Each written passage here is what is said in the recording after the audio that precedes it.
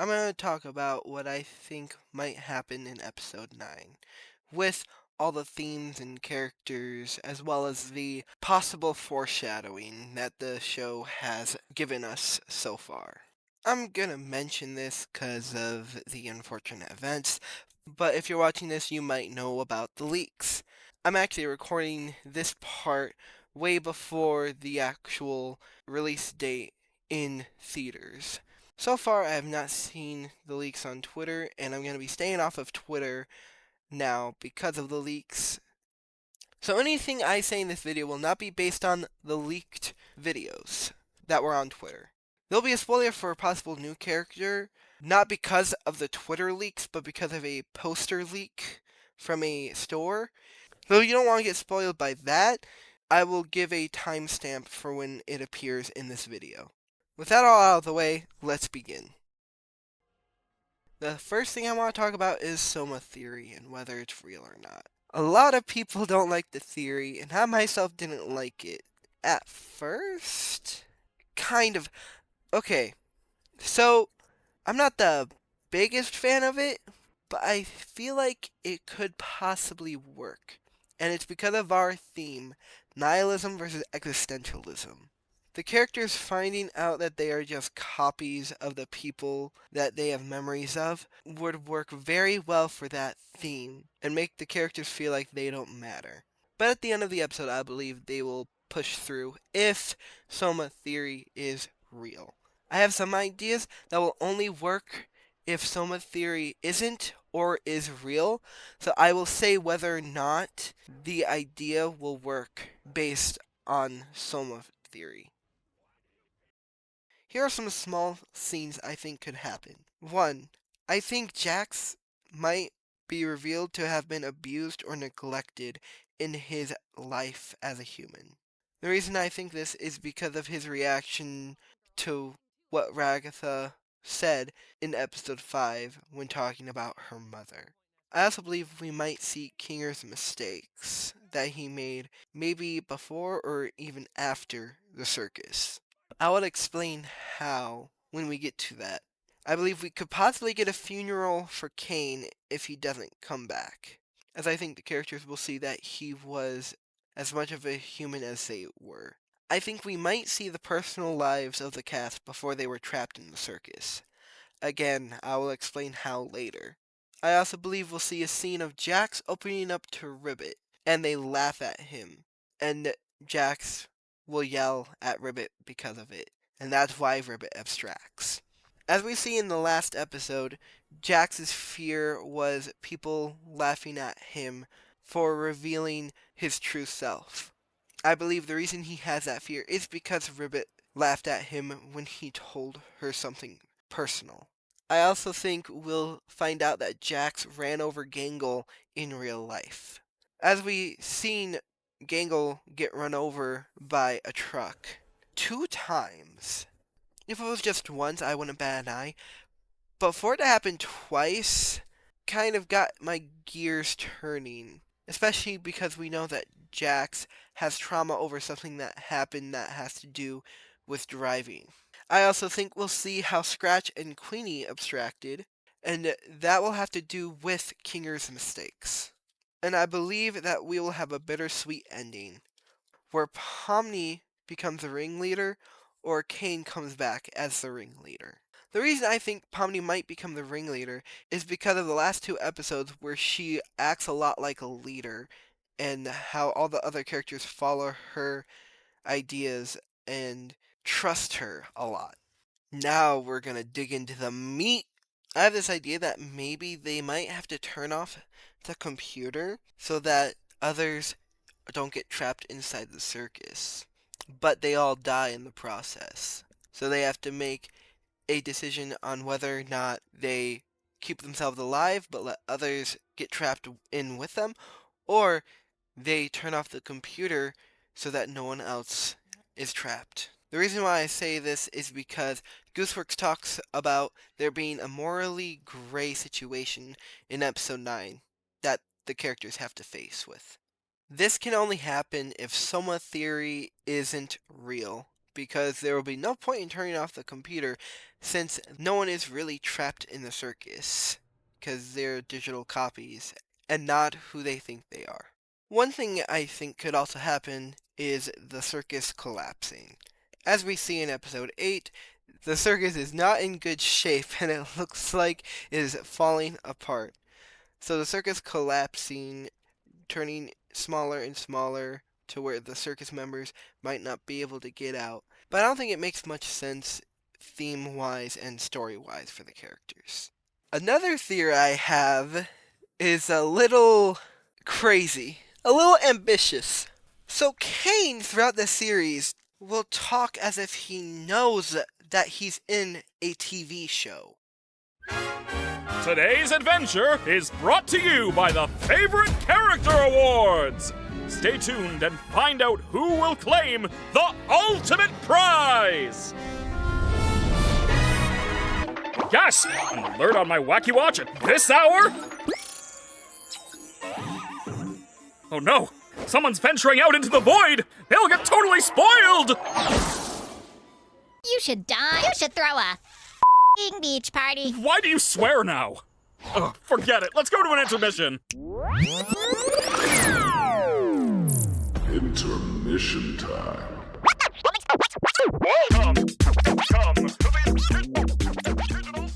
The last episode is them finding out that they themselves are TV show characters.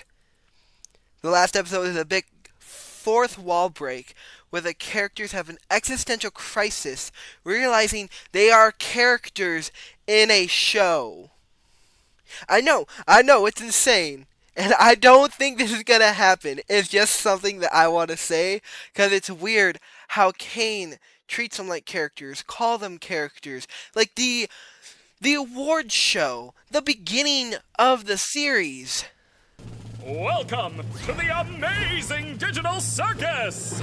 My name is Kane. I'm your ringmaster, and I'm here to show you the most jaw-dropping, heart-stopping, mind-bending paraphernalia you've ever laid your eyes upon! Isn't that right, Bubble? That's right, Kane. I can't wait to see what you've got cooking up for today. Well, let's not waste any time. Let's get right into the show! Bingo and Super and Keener too. Rag up the decks and make house more woo.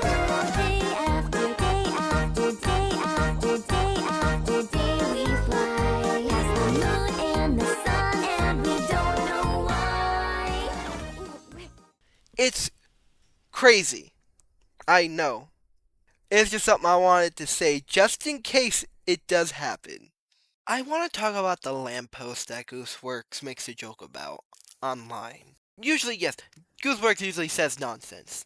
But Michael Kovac reposted it. Which is strange, because Michael Kovac will not retweet things unless it's important. So the lamppost most likely is.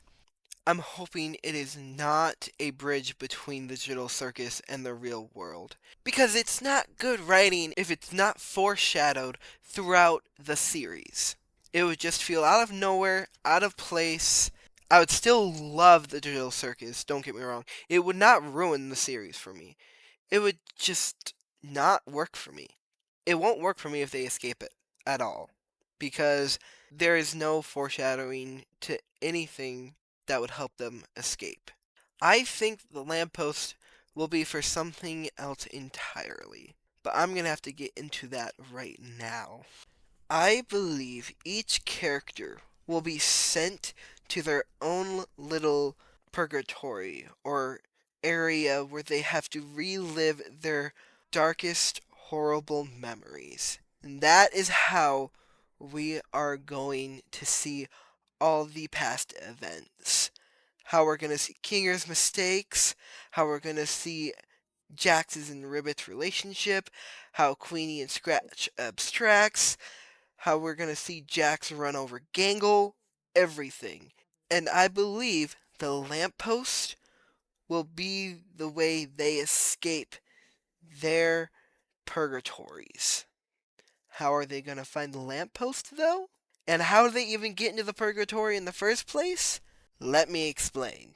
But first, I'll explain why I think this.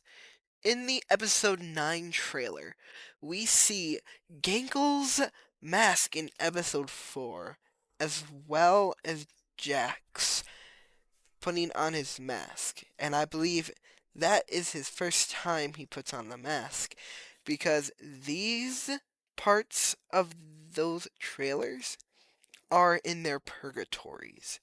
We see the circus all lit up as if nothing happened. So what if we're seeing past events? But how are we seeing these past events? Because someone sent them in their purgatories. And I believe that someone is the blue AI. Or how does the blue AI, or who I will be calling Abel from now on, return? Well, you see, this is where the spoiler character comes in.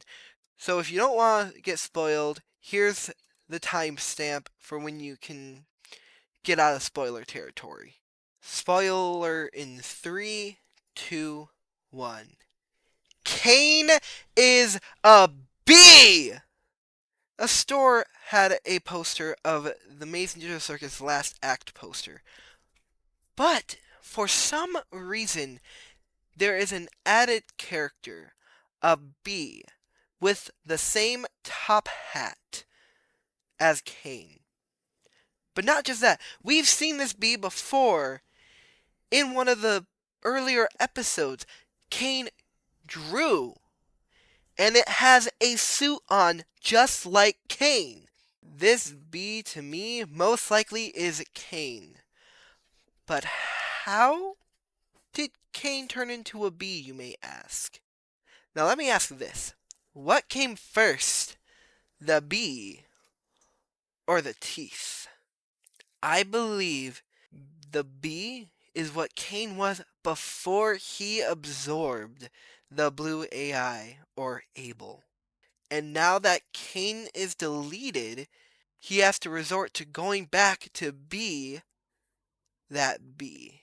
Just like AM, he could never wander. He could never wonder. He could never belong.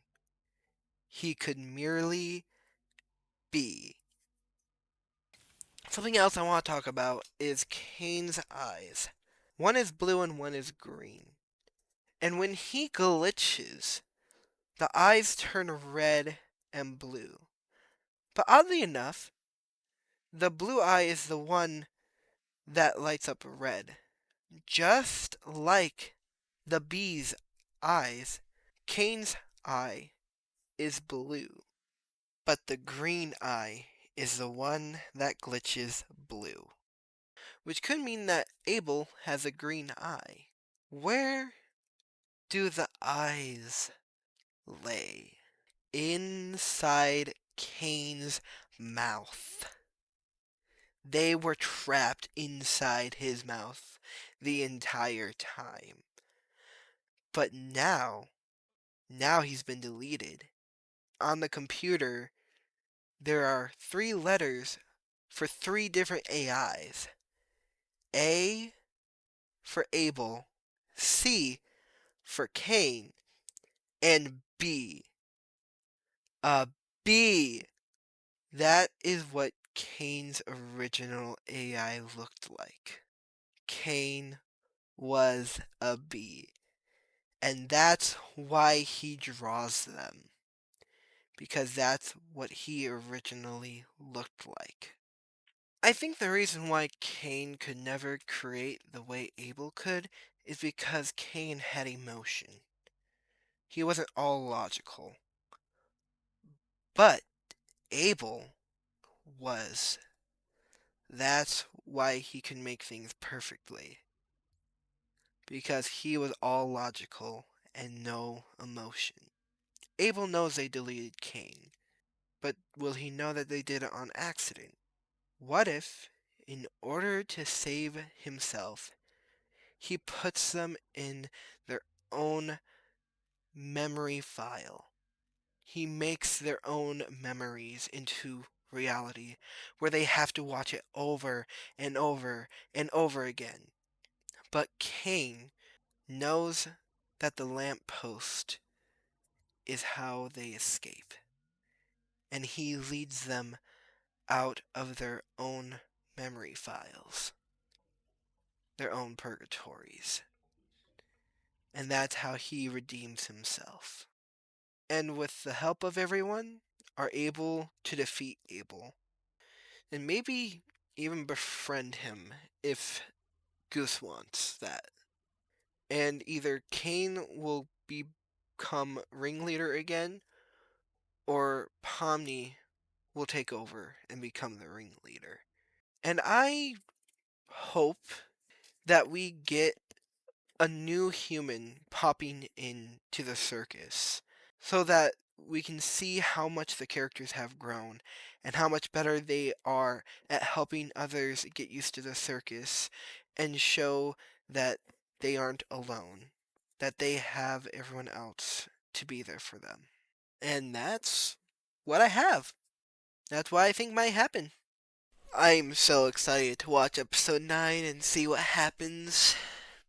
I just really hope that everyone has a great time and that everyone does their best to not spoil it for the people that aren't able to see it in theaters. You all have a great day. I'll see you on the flip side.